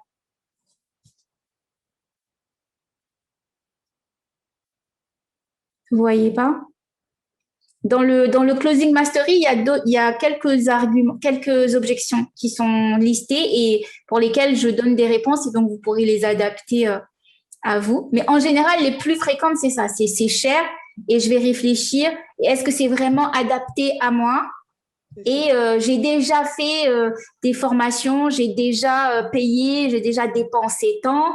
Comment est-ce que vous me garantissez que je ne vais pas revivre le même cauchemar, en gros? Donc là, Alors, je ne sais pas si ça vous est déjà arrivé à vous, mais moi, j'ai déjà eu des clientes, quelques clientes qui ont essayé de rajouter, d'essayer de négocier. Alors, si ce n'est pas négocier le prix, c'est négocier des bonus dans la proposition qui était déjà faite. Donc, rajouter par exemple des soins du visage ou rajouter des choses dans la proposition. oui. Après, je ne sais pas si ça vous est déjà arrivé. Alors, moi, ça ne m'est pas arrivé. C'est plus le côté je veux diminuer le prix. Mais c'est la même réponse presque que celle de dire ça, c'est une prestation à part entière. En fait, là, vous me décrivez une prestation que je propose à tel prix. Je peux vous le proposer à part, mais si c'est ensemble, ce sera tant. Aujourd'hui, je vous propose une prestation de temps. Je fais ce que vous me demandez, mais dans une prestation en option. Et si vous souhaitez cette prestation en option, je peux l'ajouter à celle que je vous propose et ce sera un prix de temps. Est-ce que c'est OK pour vous? Ah non, mais ça fait cher et tout. Très bien. Dans ce cas, on peut rester sur la prestation de départ, sachant qu'aujourd'hui, vous profitez d'une offre promotionnelle parce que vous m'appelez à telle date, à tel jour, etc. Ou voilà. Donc, vraiment, recadrer parce que Mais du coup, Lou, est-ce que… excuse-moi, Anrifa. Oui. Lou, du coup, c'est pas des clientes que tu as déjà, en fait, que tu es déjà en train de manipuler? Si? Si, alors c'est des clientes qui sont venues à moi par rapport, tu vois, sur mon site, par exemple, j'ai un lien pour un appel diagnostic gratuit, donc un lien vers le Calendly, donc des appels qui se réservent automatiquement. Mais j'ai déjà eu le cas 1 ou 2 fois de clientes donc qui venaient qui sont venues à moi et qui voulaient des prestations qui allaient au-delà de celles que je propose concrètement, qui voulaient si tu veux, les mêmes forfaits, mais avec un peu d'accord, ça y est, j'ai de compris. prestations. Ok. Voilà. Ouais, Oui, mais c'est difficile quand même parce que je trouve que c'est difficile parce qu'en fait, enfin, moi, si ça m'arrivait, j'aurais l'impression de perdre la prestation initiale si je donne pas un truc en plus, en fait. C'est ma façon de voir. Hein. Et ce que vient de dire Anne-Rifa, non, il ne faut pas faire ça. Ah oui, parce que du coup, ou alors, à moins que toi, tu sois… Parce que la personne veut 2 prestations au prix d'1, si j'ai bien compris. Et c'est du temps, c'est beaucoup. Mais voilà, mais toi, tu vas prendre 2 fois… Tu vas passer du temps sur cette 2e prestation. Et du coup, ça veut dire que le temps que tu vas passer sur cette 2e prestation, tu n'es pas rémunéré. Parce qu'elle, elle paye une prestation. Et du coup, oui, l'idée n'est pas de perdre la vente, mais c'est aussi que la cliente comprenne bien que ça a son prix, que ce qu'elle demande, ça a un prix et c'est temps. Voilà. Ouais. Sinon, je trouve que ce n'est pas du win-win. Enfin, je donne une prestation, en échange, la personne me donne de l'argent. Mais si je donne beaucoup de prestations pour la même somme, je trouve qu'il y a un côté où il y a une personne qui est désabusée parmi les deux. C'est ça. À un moment, tu vas être un peu frustré et tu vas pas être épanoui dans ce que tu fais. Et comme je disais, on est des entrepreneurs, on travaille assez. Franchement, donc l'idée, c'est aussi à un moment donné d'être rétribué pour ce qu'on fournit comme effort, simplement. Donc oui, à un moment donné, si tu donnes plus que ce que tu as reçu, tu vas pas savourer ton travail, quoi. J'ai vu une grimace passer, mais je vais faire comme si j'avais pas vu. Je vais répondre sur HubSpot, Lou. Par rapport à HubSpot, c'est un super outil, HubSpot. Moi, j'avais commencé à l'utiliser, mais il était un peu cher au début quand je l'avais pris parce que je crois que si je voulais la totale, c'était autour de 700 €. Et du coup, j'ai décidé de laisser tomber HubSpot pour l'instant. J'ai commencé à utiliser mon propre site vu que comme j'ai un réseau social, l'avantage, c'est que mes clients, mes utilisateurs sont catégorisés. Je sais quand est-ce que la personne s'est inscrite, je sais si la personne a payé quelque chose chez moi. Donc, j'ai une mini base de données sur mon site web. Mais là, en ce moment, je suis en train de travailler sur Airtable et l'idée, c'est de créer une base de données sur Airtable.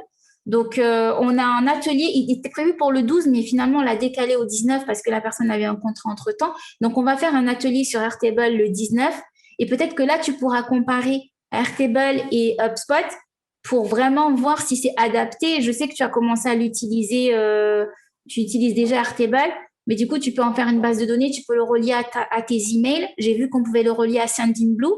Donc, c'est ça qui fait que j'ai envie de bosser avec. Et tu peux envoyer des SMS aussi, tu peux programmer des SMS. Enfin, il est quand même assez complet, je trouve. Mais il faut le bidouiller un peu. C'est ça le… Je n'exploite pas encore assez le Airtable, donc super intéressant. Merci. Ouais, tu peux faire ta base de données sur Airtable. Moi, c'est ce vers quoi je me dirige en tout cas pour l'instant.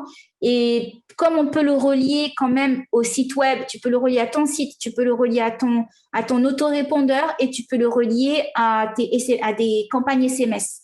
Donc, tu peux vraiment automatiser des tâches qui te font gagner un temps fou, quoi.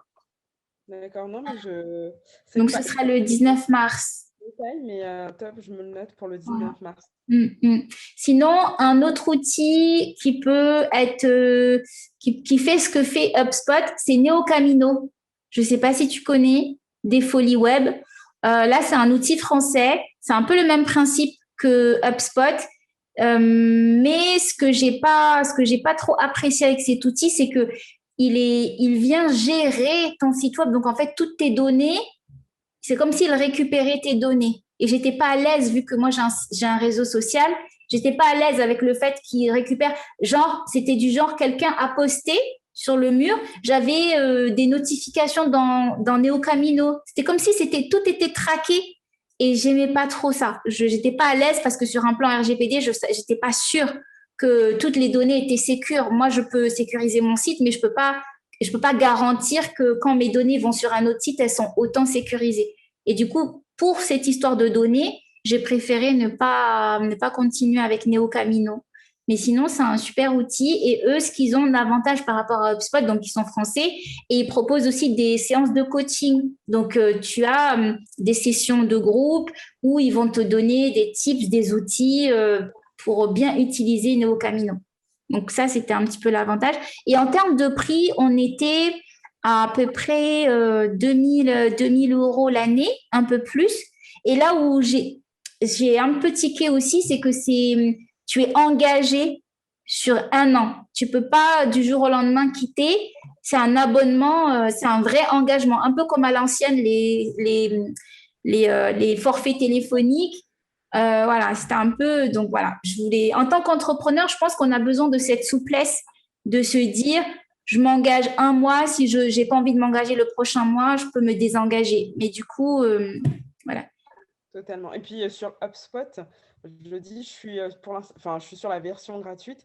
Oui. Elle me convient ce jour. Il faudrait que je pousse pour voir ce que ça donne en payant. Oui. Mais je m'enseignerai quand même sur NeoCamino, mais c'est vrai que je trouve ça un petit peu onéreux. Ça Oui. dépend ce qu'ils proposent, hein, mais ça me paraît. Ouais, quand même c'était à peu près 2000 et quelques euros hors taxe sur l'année. Et donc, c'était un abonnement, un prélèvement mensuel et tu pouvais pas arrêter, quoi. Voilà, c'était un peu, voilà. Merci. Est-ce que vous voulez, je t'en prie, est-ce que vous voulez qu'on regarde un petit peu les pages de capture? Est-ce que vous avez des pages de capture ou quel est le point d'entrée de votre offre aujourd'hui? Quel est le point d'entrée pour vos clients dans votre tunnel de vente aujourd'hui?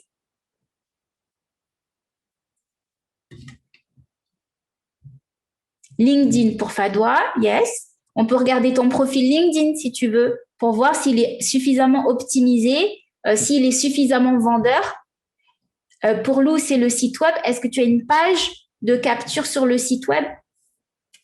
On peut aller sur le site de Lou. On peut commencer par le site de Lou. Là, j'ai un lien ici. Alors, je vais sur lequel, Lionel? Je ne vais pas pouvoir aller sur les deux. On en choisit un. Lequel?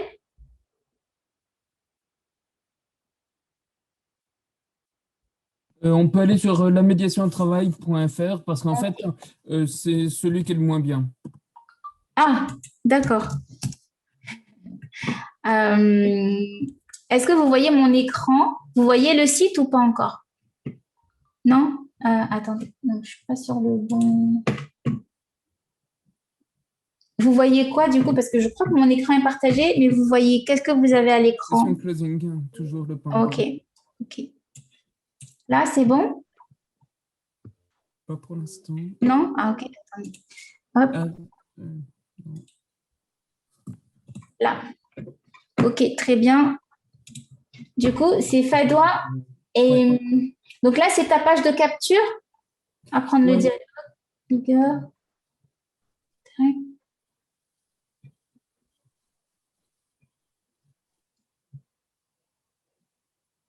Voilà. Ah oui, c'est tout en bas.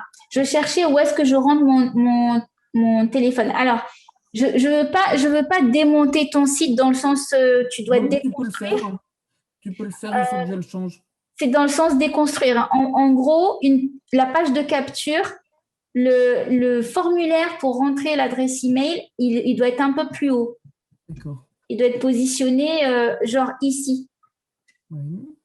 Mais c'est pour la page de capture. Je ne parle pas d'une page d'accueil de site web. Si c'est la page d'accueil, ça veut dire qu'il faut que tu fasses une page indépendante où tu vas créer un parcours pour que ton client puisse te laisser son adresse email. Là, cette page-là, ce que je vois, c'est une page d'information. C'est une page qui informe à ton client. Ce n'est pas une page qui capture les emails et ce n'est pas une page de vente à proprement parler parce qu'il n'y a pas de lien pour acheter quelque chose. Oui, d'accord. Donc, je fais la différence entre une page de capture qui sert à récolter des informations que vont vous laisser vos prospects. Ici, le formulaire de contact, c'est pas tellement un système de capture. Là, c'est eux qui vous posent une question. Ils ont besoin d'une information, ils ont besoin de savoir quelque chose. Donc là encore, c'est différent d'une page de capture.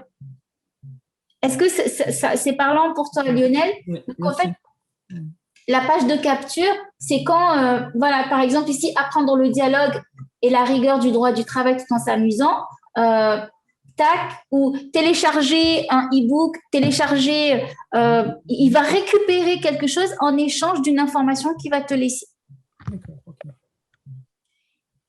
Parfait. Une formation est avant tout une rencontre. Bah, ici, tu expliques la formation. À la limite, cette page, elle pourrait être transformée en page de vente, c'est-à-dire qu'il y ait des boutons d'appel à l'action qui proposent à la personne de souscrire à une formation parce que tu as suffisamment détaillé ce que tu fais, ce que tu es, ce que tu proposes, ce qu'est la formation, pourquoi la formation.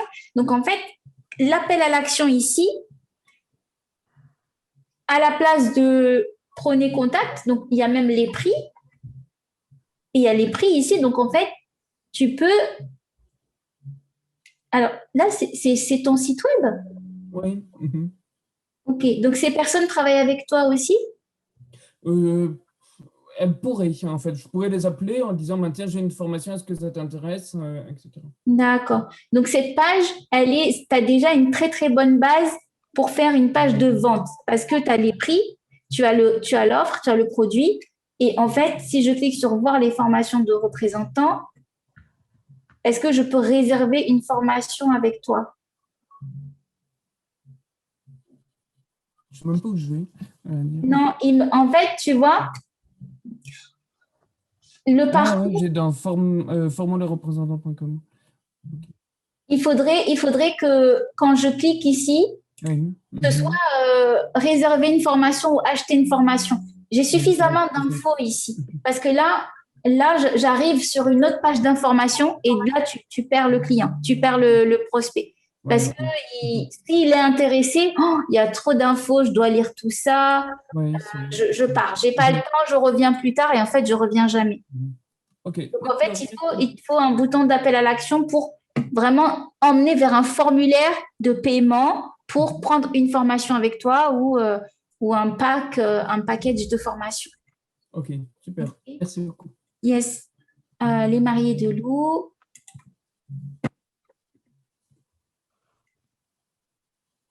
Yes.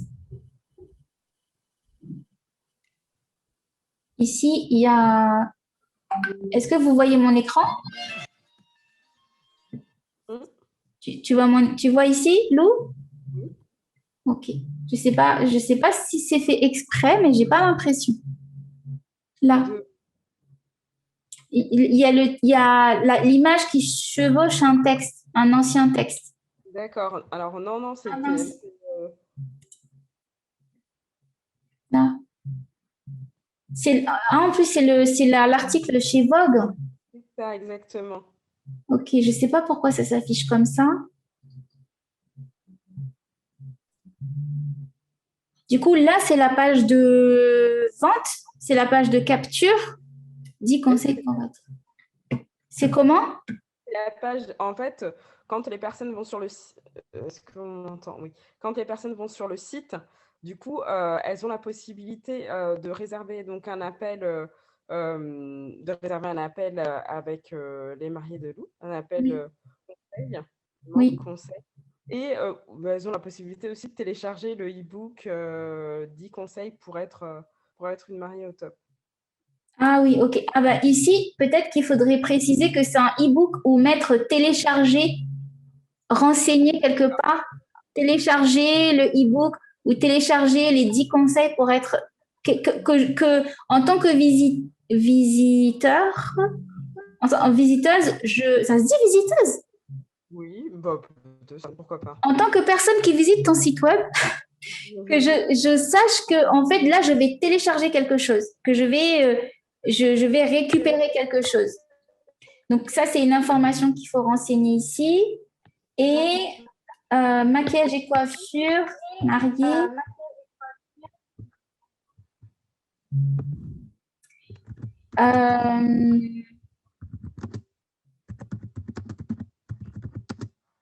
fait, le titre, il doit être un peu plus haut. Le titre, les mariés de loup, c'est bon. La promesse, il faut la promesse ici parce que là, c'est juste maquillage et coiffure.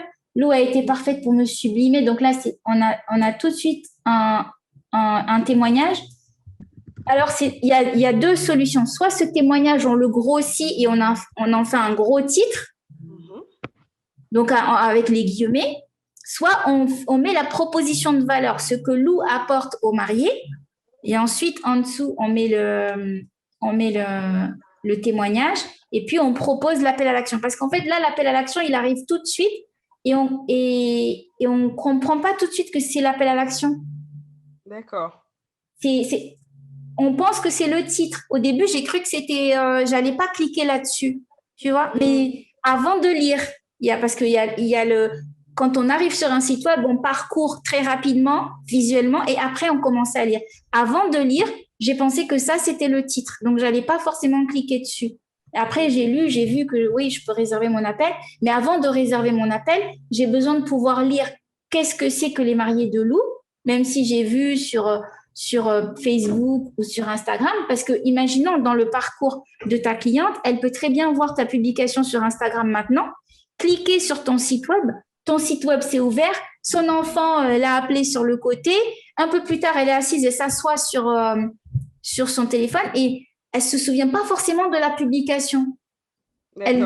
Et du coup l'idée c'est de lui rappeler ici en arrivant sur le site où est-ce qu'elle est. Oui, je vois les mariés et tout, mais une phrase ici, quelque chose qui accueille, qui pose le cadre, et ensuite, la personne, elle a la possibilité d'appeler, et puis, il y a un petit cadeau qui est là. Et il faut pouvoir soit ajouter une icône, soit quelque chose qui montre que c'est quelque chose à télécharger. Et après, oui, si je clique là-dessus. Si tu mets à jour le site, oui. J'ai mis à jour le site, j'ai mis à jour le bouton d'appel à l'action. Oui. Mais oui, d'accord, oui, une phrase d'introduction avec un résumé d'activité. Oui. Et ici, tu vois, je vois voilà, là, tout de suite, c'est clair. J'ai le titre, je sais où je suis, je sais que je vais télécharger un e-book. Donc, cette page-là, elle est nickel pour moi. Voilà. Est-ce que c'est possible pour toi ou peut-être que c'est fait exprès, de faire en sorte que les images soient comment dire, en termes d'affichage, que ça soit plus proportionnel. Par exemple, celle-là et celle-là, elles sont à la verticale. Peut-être celle-là et celle-là avoir la même taille, tu vois? Ouais, je vois, mais en fait, non, c'est Squarespace. Le template, il est comme ça. Et c'est vrai que même quand j'essaie d'ajuster, je vais retenter. Oui. Le haut est ajusté et sur le template du site, le bas n'est pas ajusté. En fait, c'est le template de créatif. Donc, du coup, ça fait… mais c'est vrai que ça peut faire un peu… à l'œil, ça fait un peu bizarre. Moi, ça m'a un peu piqué. Mais c'est le template qui est comme ça. Là, tu vois, je trouve que c'est propre parce que tout est bien proportionnel. Cette partie-là, elle est propre. Mais c'est dommage comment parce dire? que la première partie, tu vois, c'est ce qu'on voit en premier. Et tu vois ici, visuellement, je ne sais pas pourquoi ça fait ça, mais ce n'est pas à l'avantage du site. D'accord. Et ouais, je trouve que ça fait un peu désorganisé alors que c'est un style en soi. Mais le fait que ce soit pas proportionnel, j'ai l'impression que voilà, ça pêche un peu sur la qualité du site. Je sais pas ce que tu en penses, toi. C'est des choses que si, parce que du coup, j'avais essayé de corriger notamment le bas de la première partie, les photos du bas. Et en fait, j'essaie de rapetisser la photo, notamment la photo de gauche, pour qu'elle soit proportionnelle à celle de droite. Oui. Et en fait, ça redéplace les photos dans leur ensemble. C'était, on va dire, la moins pire des choses, mais je sais pas, j'ai tenté, hein, j'avais vu le souci, mais j'ai pas réussi. Pour l'instant, comme c'est un peu technique et que franchement, c'est pas totalement la priorité. Ben, peut-être la priorité, juste ajouter le titre pour que ce soit plus parlant, que ce soit plus pertinent et ajouter le fait que ce soit quelque chose à télécharger ici. Et voilà. Et après, tu fais avec ça en attendant de pouvoir mieux développer le site. Mais de toute façon, vaut mieux. En faire un autre là. Voilà. Ben, voilà. Vaut mieux. Et ce qui est bien, c'est que tu lances le truc malgré tout. Tu n'attends pas d'avoir un truc parfait parce que malgré ça, tu vas avoir des réservations de clients. Les personnes qui vont vraiment avoir besoin de toi, elles vont pas s'arrêter au fait qu'il n'y a pas de titre ici. Tu vois? Donc, c'est pas quelque chose de bloquant. Vraiment. Elle est partie, Fadoua, j'ai pas vu. La méditation au travail. Ok. On arrive presque au bout de l'atelier. Oui, il est très beau. Alors moi, je suis venue avec l'œil, le radar pour relever les choses à perfectionner. Mais en dehors de ça, évidemment, le site, il est top. En plus, sachant que voilà, c'est toi qui l'as fait. Toi, tu as un métier. Développeur web, c'est un métier. Et donc, yes, bien sûr qu'il est beau le site. Mais ce qu'on veut, c'est perfectionner encore. Et c'est vrai que j'ai mis ma casquette de... On va chercher le petit détail qui fait la différence. Ok. Bon, je ne sais pas où est Fadoua, mais du coup, là, on arrive au bout de l'atelier. Là, je vais vous envoyer, je pense, d'ici ce soir, le replay, plus le PDF du Closing Mastery, plus le script que vous pouvez utiliser pour si vous êtes en vente téléphonique. Moi, ce que je recommande avec ce script, c'est ça reprend un peu les éléments du Closing Mastery. Ce que je recommande, c'est de s'en imprégner avant, de ne pas faire de la lecture pendant que vous êtes au téléphone, mais vraiment de vous imprégner du script avant et d'optimiser, de continuer à poster sur les réseaux parce que c'est ça qui va mâcher votre travail de vente. C'est vraiment le fait que les personnes sentent votre énergie, qu'ils vous voient communiquer, ça va vraiment faciliter le contact. Et d'ailleurs, à ce sujet, j'ai fait un test avec Rapidly. Oui. C'est pas mal, effectivement, ça, c'est au niveau des réactions que ça Ah peut oui. susciter. En moins de, on a une semaine d'essai. Ouais. Les posts de la semaine d'essai, déjà, je vois des réactions. Donc, c'est vraiment, c'est assez impressionnant d'avoir un ça automatisé. Donc, merci. C'est top, hein? C'est top. On va continuer. Il y a un autre outil que je suis en train de découvrir là qui s'appelle Scribble. Ça s'écrit comme ça. Et c'est le même principe que, je crois que ça s'écrit comme ça. C'est le même principe que Rapidly, mais apparemment, c'est un peu plus poussé. Donc, je pense que je vais aussi faire le test sur cet outil-là parce que j'ai envie d'aller un peu plus loin aussi dans les interactions. Pardon. Mais c'est cool. J'ai vu que Lionel aussi, tu l'as appliqué et... Oui, alors j'en ai appliqué un qui est marrant parce que c'est vraiment de l'émotion et c'est pas du tout ce que je pensais faire. Et en fait, ça réagit énormément. Voilà. Et je me dis, ben, dis donc, il faut vraiment suivre leurs conseils. Et je me suis inscrit comme ça à 2 séances. Il y en a le mardi après-midi, le jeudi matin, qui permet de comprendre ce que l'on écrit, etc. Le mardi, je serai avec YouStart, c'est évident.